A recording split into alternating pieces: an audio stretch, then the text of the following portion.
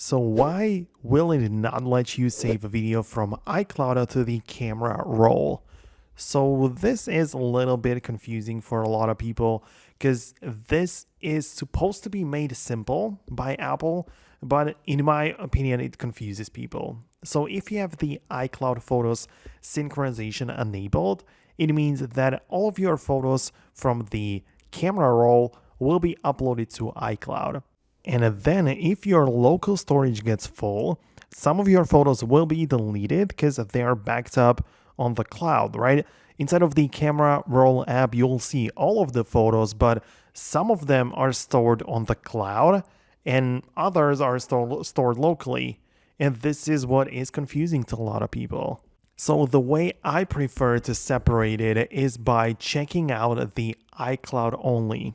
And the way I do it is by using a Safari web browser where I just type in iCloud.com into the URL.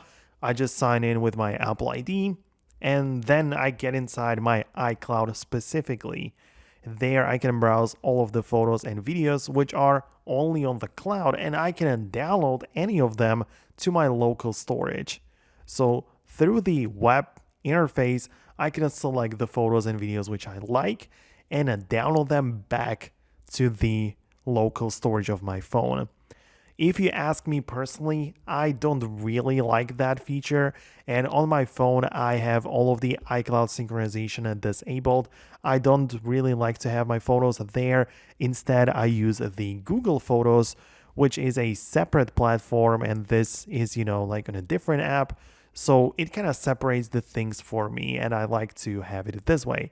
You may like it however you want, but this is how it works.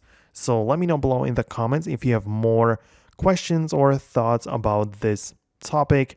Most definitely subscribe for more, and I'll see you later in the future videos.